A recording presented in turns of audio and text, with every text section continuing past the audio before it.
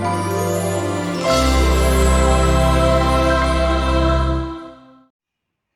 everyone. Today we will start a new topic, that is carbohydrates, and this is the most requested videos जो comments में आप लोगों ने मेरे को भेजा था कि कार्बोहाइड्रेट्स पे हमारे पास लेक्चर सीरीज अपलोड करिए। First of all I want to tell you कि जो आज हम इस वीडियो में काम करेंगे वो आगे सारी वीडियोस में इस टर्म्स का यूज़ होगा, तो इसको ध्यान से देखिए। और अगर आपने इस चैनल को सब्सक्राइब नहीं किया तो प्लीज़ इस चैनल को सब्सक्राइब करिए। तो let us start carbohydrates and I will try कि मैं आपको इस तरीके से टीच करूं कार्बोहाइड्रेट्स कि आपको ये डिफ़िकल्ट वाला टॉपिक है जो हम भागते हैं कि हमें ना पढ़ना पड़े केमिस्ट्री वालों को ना, तो जो नॉन मेडिकल वाले हैं उनको मुश्किल लगता है बीएससी में ये टॉपिक पढ़ना क्योंकि ये बायो के साथ रिलेटेड आ जाता है।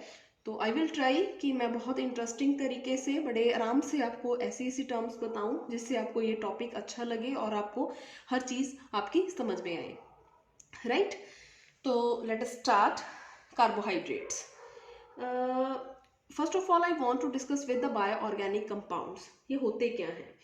Bioorganic compounds are the organic compounds that are found in the biological system. Okay, कोई भी organic compound that are found in biological system are known as bioorganic compound. Okay, bioorganic compound.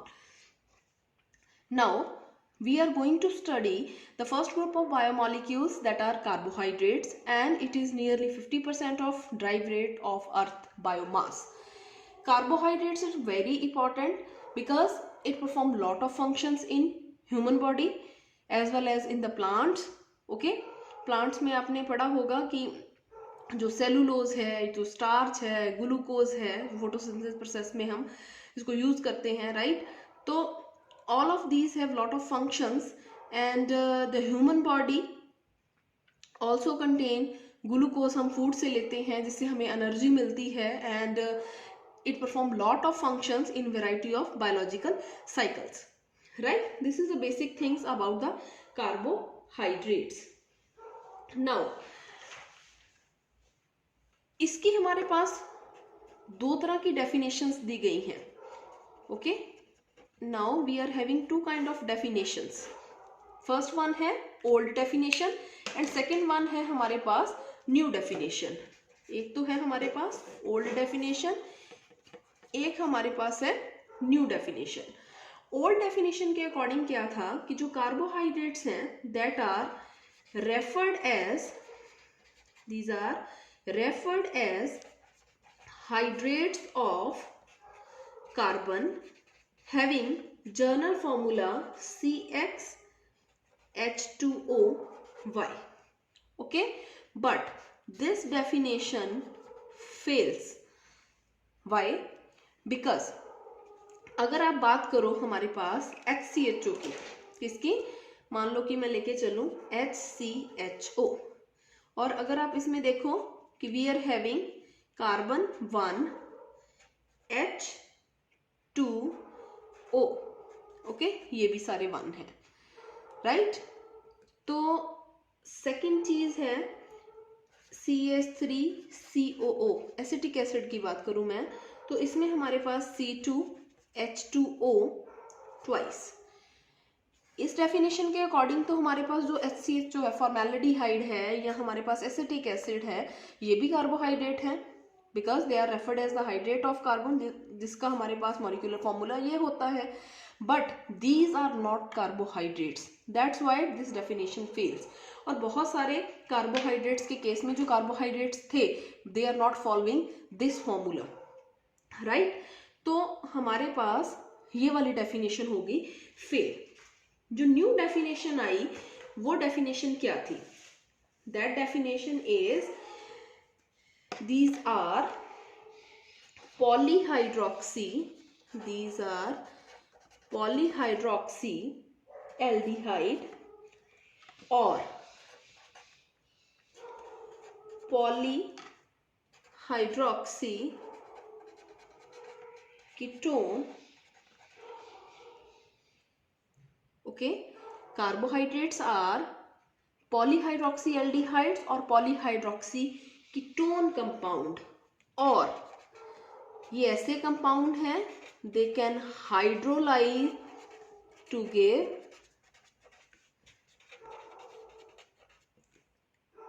these one. Okay, according to new definition, these are polyhydroxyaldehyde और polyhydroxy जो हमारे पास है कि ketone हो सकते हैं, और या फिर कोई ऐसे कंपाउंड हैं जो हाइड्रोलाइज होके हमें ये कंपाउंड्स को प्रोवाइड करेंगे, right. These are the two definitions of carbohydrates. now we are going to start the classification of carbohydrates.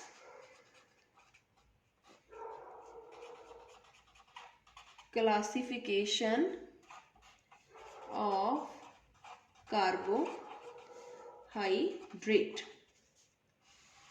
Okay, now जो कार्बोहाइड्रेट है, ओके, बहुत जगह पे हम लिख देते हैं द टर्म कार्बोहाइड्रेट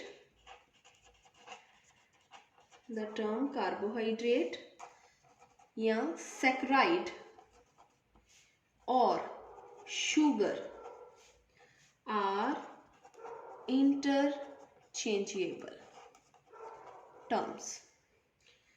जो सैकराइड टर्म है, saccharide term, okay, it means sugar, and skara in Sanskrit and saccharon in Greek terminology and saccharum in Latin. Okay, now how we get saccharide term? It comes from sugar, and अगर origin की बात करो तो ये तीन terminology मैंने books में देखी हैं, तो इससे हमारे पास सैकराइड टर्म का ओरिजिन हुआ है. now we are having two type of carbohydrates. जो कार्बोहाइड्रेट्स हैं वो कितने टाइप के होते हैं? Okay, now two classes of carbohydrate. now we are going to deal two classes of carbohydrates. Carbohydrates हैं जो that are of two type. First one is simple one and second one is complex type. Okay, जो simple one है, these are monosaccharides, and in the complex जो है वो क्या चीज है? पहले तो ये चीज है कि जो कार्बोहाइड्रेट्स हैं that are of two type, simple one and complex one. Simple में हम मोनोसैकराइड्स पढ़ेंगे, और मोनोसैकराइड्स होते क्या हैं? Yes, what are monosaccharides? Monosaccharides are simplest carbohydrates in which only single unit of जो है single sugar unit is present, right, and these are not hydrolysed into the simpler one, and these are not hydrolysed into simple one. Mean ये इतने सबसे simple unit, सबसे starting unit जो है हमारे पास monosaccharide है, सिंगल शुगर होता है इसमें, ठीक है, single unit of sugar, right. तो इसको हम फर्दर जो है हाइड्रोलाइज नहीं कर सकते और सिंपलर वन में. नाउ उसके बाद हमारे पास है जो कॉम्प्लेक्स वन. कॉम्प्लेक्स वन में हमारे पास आ जाते हैं कौन कौन से? These contain two or more sugar units. These contain two or more sugar subunits linked together, right? तो इसमें आप क्या क्या चीजें पढ़ोगे, जैसे हमारे पास आ गया disaccharide,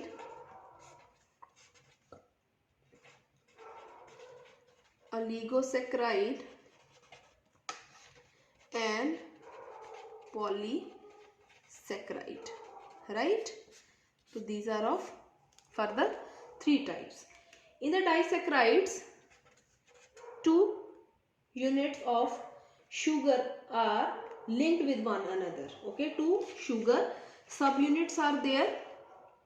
In the oligosaccharides, 3 to 10 sugar units are attached. Okay, and in the polysaccharide, more than 10 sugar subunits are attached, right? But one very important thing, when we hydrolyze disaccharide, oligosacharide or polysaccharide, अगर आप इनकी hydrolysis कर दो, we are getting monosaccharide at the end. Okay, we are getting monosaccharide at the end of the reaction. Have a look upon it.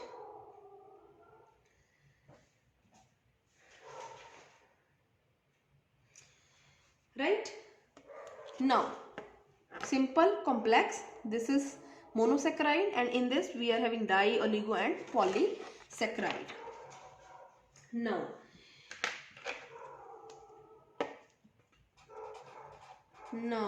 monosaccharide. Monosaccharide है, उसको आप दो categories में डिवाइड कर सकते हो, that is polyhydroxy aldehydes and polyhydroxy ketones. Okay, we can divide carbohydrates into another two forms, monosaccharide into two forms, polyhydroxyaldehyde और polyhydroxy जो है हमारे पास ketone, right? It is also known as aldehyde है तो उसको क्या बोल देते हैं, aldoses, and it is also known as ketoses. Book में ऐसे लिखा होगा आपका हर जगह, this is aldoses sugar, this is ketoses sugar, right? And इसमें अगर एग्जाम्पल आप बात करो तो डी ग्लूकोज है, वो हम आगे पढ़ेंगे सारा, और इसमें अगर एग्जाम्पल आप देखोगे तो हमारे पास fructose. Clear? Means monosaccharide can have keto group, can have aldehyde group. If monosaccharide is having aldehyde group, then it is known as aldosis, and if it is having ketone group, then it is known as ketosis, right? Okay. Now, one very important term again, if you take according to number of carbon atom in monosaccharides, अगर आप monosaccharides को number of carbon atom के count से define करो तो हमारे पास ये बहुत तरह के हैं. कैसे?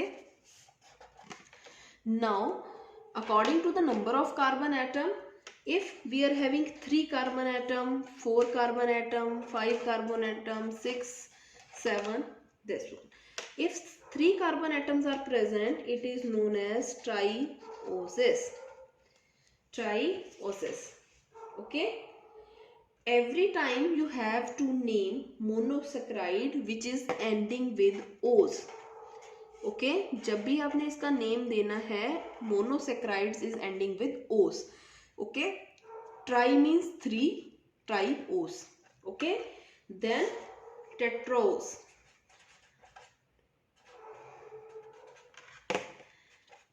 pentoses, hexose, then heptose.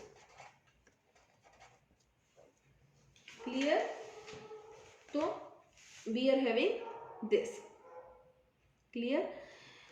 Triose, tetrose, pentose, hexose, heptose and hexose है जैसे, तो अगेन जैसे मैंने यहाँ पे बताया कि कोई भी जो मोनोसेक्राइड है हमारे पास क्या हो सकता है, या तो पॉलीहाइड्रोक्सी एल्डिहाइड होगा या फिर पॉलीहाइड्रोक्सी क्या होगा, ketone.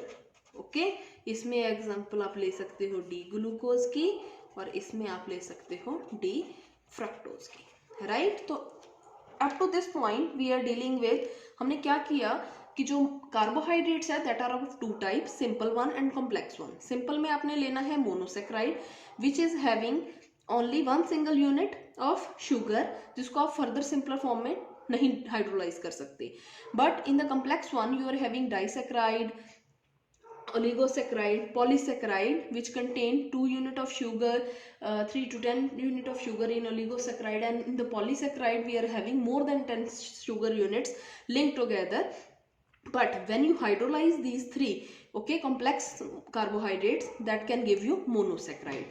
Now monosaccharide can have polyhydroxyaldehyde और polyhydroxyketone, और अगर आप नंबर ऑफ कार्बन एटम्स पे उसको डिफाइन करोगे तो ट्राइओस, टेट्रोस, पेंटोस, हेक्सोस, हेप्टोस एक्सेट्रा। ठीक है, और जैसे सपोज करो हेक्सोस की बात करें, बिकॉज हमारे सिलेबस में ग्लूकोज फ्रक्टस की रिएक्शंस हैं ज़्यादा हैं, हमने इसी पे ज़्यादा कंसंट्रेट करना है, तो इट कैन बी पॉलीहाइड्रोक्सीएल्डिहाइड और पॉलीहाइड्रोक्सीकीटोन, जिसका एग्जांपल ग्लूकोज और यहाँ पे fructose. Now very very important term that is D and L notation. D and L notation, अब ये डी एंड एल नोटेशन क्या है, राइट? समझ ही नहीं आता, बहुत बच्चों को इसमें प्रॉब्लम रहती है कि अगर कॉम्प्लेक्स वन आ जाता है कि जो डी क्या है, एल क्या है, राइट? तो मैं आपको सिंपल पॉइंट से इसको समझाऊंगी कि ये क्या चीज है ना। जो हमारे पास एक चीज है जैसे ग्लिसरॉल है, क्या फॉर्मूला है, CH2OH CHOH CH2OH. It is considered as parent compound for carbohydrate. It is considered as parent compound for carbohydrate, although it is not carbohydrate, but इसका parent compound है. Why? Because whenever you do oxidation, इसकी जब भी आप oxidation करोगे, ठीक है, यहाँ पे हमारे पास CHO आ गया, यहाँ पे HOH एंड CH2OH, हमारे पास ये चीज बन जाती है, and this is known as glyceraldehyde which is the simplest carbohydrate, right? Simplest carbohydrate. और अगर आपकी यहाँ से ये चीज भी बन सकती है, CH2OH CO CH2OH, right? And this is known as dihydroxy acetone. Okay, so means glycerol is considered as the parent compound for the carbohydrate, because whenever you do the oxidation of this, whenever oxidation occur at this point, we are getting glyceraldehyde, which is the simplest carbohydrate. Now another important factor that is related with this glyceraldehyde.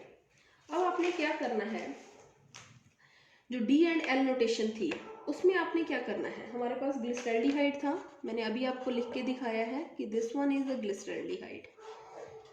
क्या है ये हमारे पास, glyceraldehyde. आपने ये बहुत जगह पढ़ा है कि whenever 4 different groups are attached with carbon atom, it is chiral in nature. Okay, chiral carbon है तो obviously it exist as enantiomer pair में एग्जिस्ट करेगा, एनेंटियोमर पेयर में एग्जिस्ट करेगा। वेन एवर जब ये स्टार्ट हुआ था इसका डी एंड एल नोटेशन का हमारा कार्बोहाइड्रेट्स का। ठीक है, तो उस टाइम पे हमारे पास क्या था, एमएल फिशर था और उसके कुलीग्स ने कार्बोहाइड्रेट्स को स्टडी किया 19th सेंचुरी में, बट उस टाइम तक कोई भी टेक्निक नहीं आई थी जिससे हमारे पास कॉन्फ़िगरेशंस को निकाला जा सके किसी कंपाउंड का। तो उस टाइम पे क्या था कि जो ग्लिसरल्डिहाइड हमारे पास बन चुका था, और ग्लिसरल्डिहाइड से उन लोगों ने क्या किया कि इफ OH ग्रुप है जो हमारा राइट साइड पे हो, ठीक है, if OH group is on the right side, ठीक है, तो उसको आपने क्या करना है, it is assigned as dextrorotatory. तो इसको डी लिख दिया। ओके, तो इसको आप क्या लिखोगे, डीग्लिसरल्डिहाइड। अगर हमारा OH ग्रुप है जो, उसने बोला कि अगर वो लेफ्ट साइड पे है तो उसको आप बोलोगे laevorotatory, that is L glyceraldehyde, right. तो फिशर ने क्या किया, Fischer arbitrarily assign the R configuration to the dextrorotatory. उसने अपने हाइपोथेटिकली कि अगर डेक्स्ट्रो रोटेटरी है तो उसकी कॉन्फ़िगरेशन R होगी, और अगर लीवो रोटेटरी है तो उसकी कॉन्फ़िगरेशन L होगी, राइट। तो उसने क्या किया, जो डीग्लिसरल्डिहाइड है उसका नाम उसने क्या दिया, जैसे मैं आपको बताती हूँ कि अगर H हमारा इस वाली साइड पे है, या तो ये वाली चीज बनेगी, या हमारे पास पॉसिबिलिटी है ऐसे। ओके, ये चीज है। और अब यहाँ पे डिफरेंस क्या है, OH is on the right side, right side पे है तो मैंने लिखा था यहाँ पे D है, और ये है किसका फॉर्मूला, ग्लिसरल्डिहाइड का। ये है L और ये है L ग्लिसरल्डिहाइड। पर फिशर ने इसको क्या किया कि जो डीग्लिसरल्डिहाइड है उसको उसने R कॉन्फ़िगरेशन दे दी थी, ठीक है। तो आपकी बुक्स में R डेक्स्ट्रो की जगह पे पॉजिटिव लिखा होगा, R पॉजिटिव ग्लिसरल्डिहाइड, और यहाँ पे आपकी बुक्स में S नेगेटिव ग्लिसरल्डिहाइड, ऐसा भी बहुत सारी बुक्स में नेम दिया गया है, ठीक है। तो आपको पता चल गया होगा कि ये R या L क्या है। वो उन्होंने ग्लिसरल्डिहाइड जो डिस्कवर हुआ उसके ही बेस पे, इन्होंने कोई रूल नहीं था तब तक कोई निकालने का कॉन्फ़िगरेशन, तो उन्होंने ऐसा सच कि अगर डेक्स्ट्रो है तो R लिख दो जी, अगर लिवो है तो उसको S से मेंशन कर दो, right. This is the trick जिससे इन्होंने आगे सारे एल्डिहाइड्स को उनको D एंड L नोटेशन से रिप्रेजेंट करना शुरू कर दिया, ठीक है, क्लियर। नाउ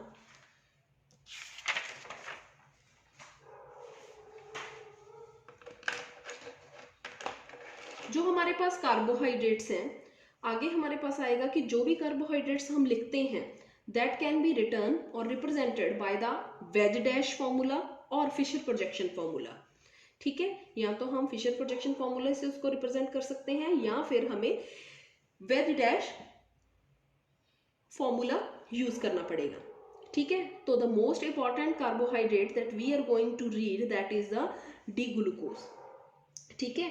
तो डी ग्लूकोज होता क्या है, तो लिविंग ऑर्गेनिज्म में जो डी ग्लूकोज है that is the very important जो है carbohydrate that provide energy to the human beings. और जब भी कोई एनिमल है, मान लो कि उन्होंने फूड से ज़्यादा इनटेक कर लिया ग्लूकोज का, तो क्या होगा कि जितनी एनर्जी हमें चाहिए दैट इज ठीक है, वो तो दैट इज ओके, बट जो एक्स्ट्रा हमारे पास ग्लूकोज बॉडी में गया है तो उसको क्या करेंगे, वो ग्लूकोज को ग्लाइकोजन में कन्वर्ट करके बॉडी में स्टोर कर लेंगे, राइट। तो whenever they need energy then glycogen को दोबारा ब्रेक डाउन करते हैं उनकी साइकिल में, बायोलॉजिकल साइकिल में, and then we are getting D glucose again and they are getting energy from the D glucose. Now very important point जो हमने लेना है कि हमने ग्लिसरल्डिहाइड पढ़ लिया कि जो ग्लिसरल्डिहाइड है उसके अकॉर्डिंग इन्होंने देखा कि अगर OH हमारा राइट साइड पे है दैट इज D, और अगर वो लेफ्ट साइड पे है then it is L। Now by convention ये हमने पढ़ लिया कि जो शुगर है that are written by convention, sugars are written with most oxidized carbon on the top. Means जो भी एल्डिहाइड है या कीटोन है आपका, उसको आपने टॉप पे लिखना है. एंड जो कायरल सेंटर है, ग्लिसरल्डिहाइड में तो हमारे पास एक ही सेंटर था जिससे हमने देख लिया कि OH राइट में है तो जी डी लिख दो, अगर OH लेफ्ट में है तो L है. तो इतना इजी नहीं है आगे कार्बोहाइड्रेट्स में. उसमें आपने क्या देखना है कि जो कायरल सेंटर है that should be farthest from oxidized carbon, and it determine whether it is D or L. Okay. Example क्या है इसका कि अगर सपोज करो this is aldehyde, it is should written on the top पे लिख लिया आपने. अब हमारे पास जैसे HOH HOH, ठीक है, और उसके बाद सॉरी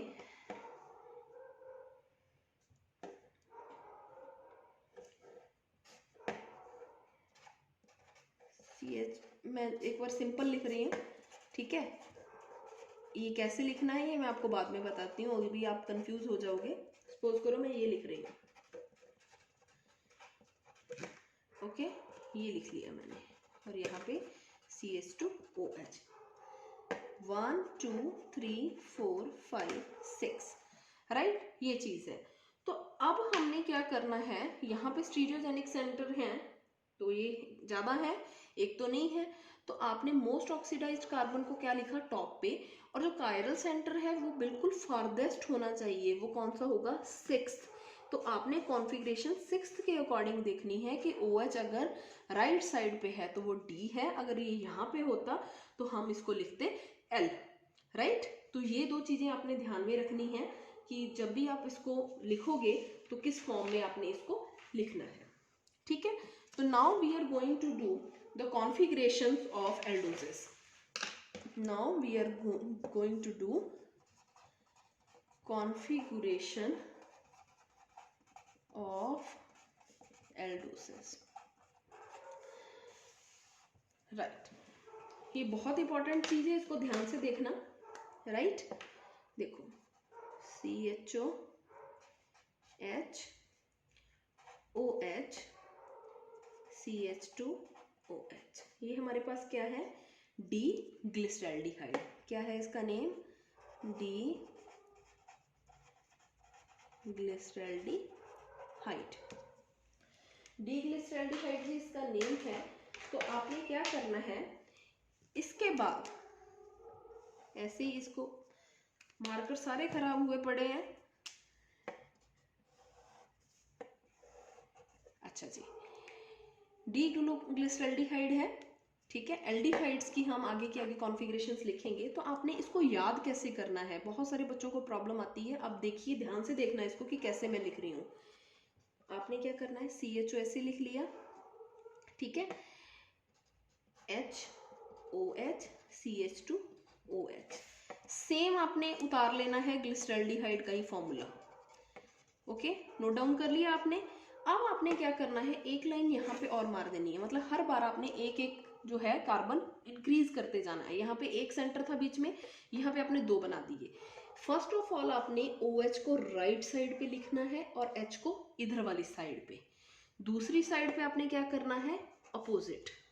ध्यान से देखिए जी, और इसको ट्राई करना साथ साथ में. मेरे ग्लिसरल्डिहाइड है, सेम मॉलिक्यूल आपने उतार लिया, और जब भी आप कॉन्फ़िगरेशंस लिखोगे हर बार आपने फर्स्ट आप एक रूल बना लीजिए कि OH को आप पहले राइट साइड पे लिखिए और दूसरी साइड में OH को आप लिखिए लेफ्ट साइड पे. अगर आप ऐसा करोगे, एक कार्बन और इंक्रीज हो गया, तो यहाँ पे ऑब्वियसली यहाँ पे क्या चीज है, this becomes D erythrose, this is D 3 O's. Why D? This is oxidised carbon on the top, stereogenic centre farthest from this decide whether it is D और एल। OH दोनों में ये यहाँ पे राइट साइड पे है, that's why it is D means glyceraldehyde था, वहां पे हमारे पास पहला E बना, दूसरी साइड पे T बना, एरिथ्रोस एंड 3 O's। हो गया। अब यहां से हमारे पास फिर दो आएंगे, क्या करना है आपने, सेम यहीं से सेम उतार लो आप, OH OH CH2 OH CHO H OH H OH CH2 OH, right. तो सबसे पहले मैंने आपको ये बताया एक एक कार्बन इंक्रीज करना है, यहाँ पे OH लगाना है, यहाँ पे H, दूसरी साइड पे क्या करोगे जी आप, OH इधर लगाओगे, H इधर लगाओगे, ठीक है। तो यहाँ पे वही ये टॉप पे आ गया, मोस्ट जो है जो stereogenic centre farthest from this, OH O यहाँ पे है, सेम यहाँ पे भी OH है, तो ये होंगे तो दोनों D ही, ठीक है। तो यहाँ से क्या बनता है, D ribose which is the important constant of ribonucleic acid, this is D ribinose। तो यहां से E से हमारे पास दो आते हैं जी, R and A, ribose and arabinose, याद रहेगा आपको, सेम सॉरी सेम फॉर्मूला उतार लीजिए और एक एक कार्बन को आप इंक्रीज करते जाइए। देखिए दोबारा, I am going to write the same configuration here, CH2OH CHO OH H H OH, same उतारना है हमने, ठीक है। जिनको ये लगता है कि याद नहीं होते, एक दो बार बनाओगे, ये सबसे इजी ट्रिक है जो आपको याद रहेगी, मैंने इसी तरीके से याद किए हुए हैं इसको। तो OH हमने सबसे पहले मैंने बताया हुआ है कि राइट में लिखो जी, फिर हमने इसको लेफ्ट में लिख दिया। इसका जो हमारे पास नेम है, ये दोनों D ही होंगे क्योंकि जो स्टीरियोजेनिक सेंटर है farthest from the most oxidised carbon, दोनों की साइड में राइट साइड में OH है, तो D ही है दोनों का। यहाँ पे क्या आएगा, this is D xylose and this is D लाइजोज, यहाँ से मीन्स X एंड L। यहाँ पे कहानी खत्म नहीं होती जी, आगे भी है, ठीक है। तो पेज खत्म हो गया, तो यहाँ से जो राइबोज है, ठीक है, आप कनेक्टिविटी कर लेना इसकी, जैसे राइबोज रेबिनोज जाइलोज लाइसोज, ठीक है। तो मैं इसको फॉर्मूला को दोबारा उतार रही हूं यहाँ पे,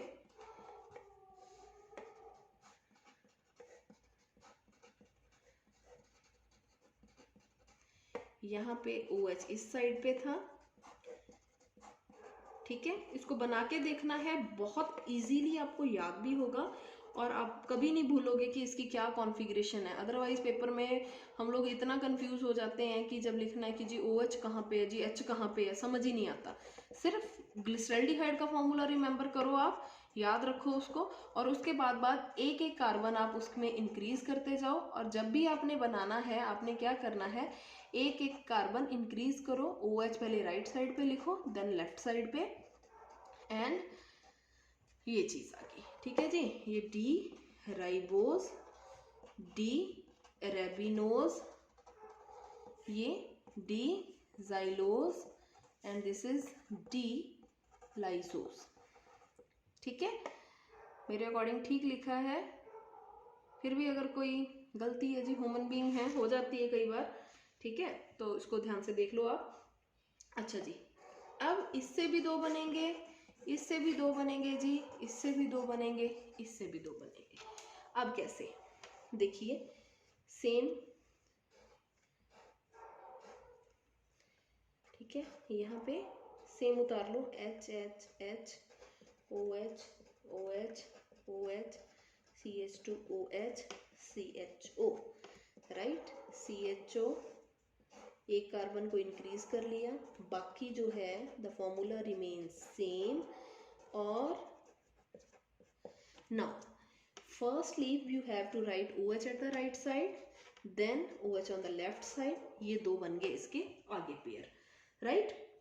नाउ फारदेस्ट कार्बन है जो हमारे पास, OH दोनों का राइट साइड पे है, तो इसका नेम जो बनेगा, it is D allose and इसका डी एल्ट्रोज। नाउ इसका सेम जी, ये भी ऐसे ही लिखना है,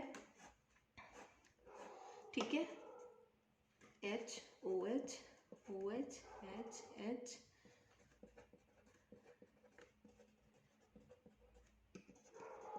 ठीक है। सेम उतार के एक एक ऐड कर दो,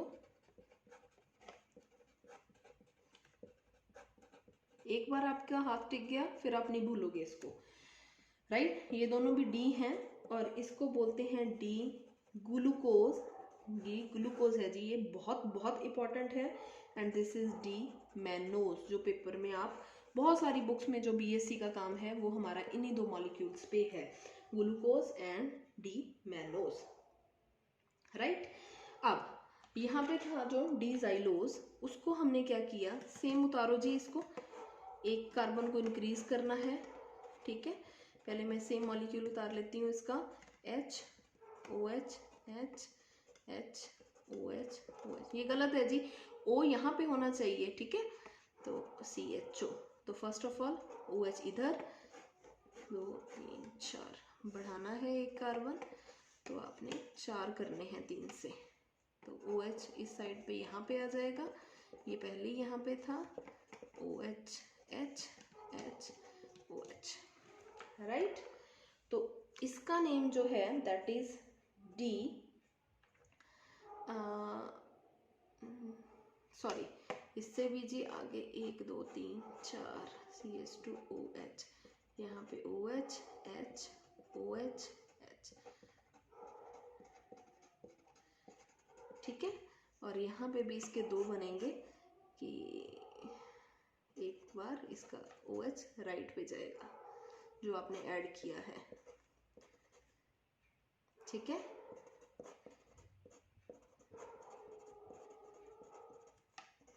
ये हो गए इसके 2, ठीक है। नाउ इसका जो नेम है वो है हमारे पास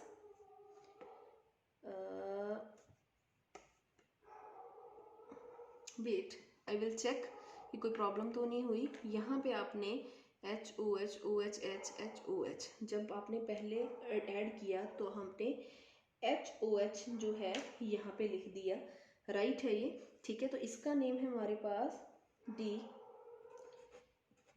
ग्लूलोस, इसका जो नेम है that is D I dose, right. इसका जो नेम है हमारे पास है डी गैलेक्टोज, राइट।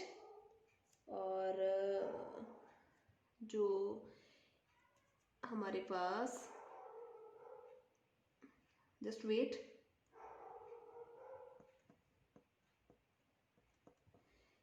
इसका है, ये नेम है डी गैलेक्टोज और इसका नेम है डी टेलोस, राइट। ये डी गैलेक्टोज है ये वाला। तो इट मीन्स कि आपने करना क्या है कि ग्लिसरॉल्डिहाइड का मॉलिक्यूल उतारते जाओ, एक कार्बन इंक्रीज कर दो, first of all OH right पे लिखो, फिर लेफ्ट पे लिखो, डी ही है दोनों क्योंकि OH हमारे पास लेफ्ट साइड पे है। यहाँ पे हमारे पास ग्लूकोज से E and T बनेंगे, एरिथ्रोज एंड थ्रियोज। अब एरिथ्रोज की कॉन्फ़िगरेशंस आगे आपने देखनी है, तो यहाँ से R and A बनेंगे, means D ribose and arabinose बनेगा, ठीक है। तो इसको सेम उतारो, HOH OHH रिवर्स कर दो, सेम फॉर्मूला HOH OHH, यहाँ से X एंड L बनेंगे, जाइलोज एंड लाइजोज। अब इससे भी दो, नेक्स्ट टू, राइट। तो इसको मैंने एक बार यहाँ पे उतार लिया, तो सेम मॉलिक्यूल दोबारा उतारो, HOH कर दो, फिर जो ऐड कर रहे हो OH लेफ्ट पे कर दो। तो this is the configuration of aldose, इसको ट्राई करिए, ठीक है। तो कल हम आप पढ़ेंगे जो है कीटोसिस की कॉन्फ़िगरेशन और बहुत सारी इंपॉर्टेंट टर्म, एपीमर्स क्या होते हैं, म्यूटर रोटेशन क्या है, जो है एनोमर्स क्या होते हैं, वो मैं कल आपको करवा दूंगी इसका, ठीक है। तो कंफ्यूज नहीं होना, ट्राई करिए और अगर आपको अच्छा लगा तो प्लीज़ कमेंट करके बताइए और सब्सक्राइब करिए चैनल को। Thank you.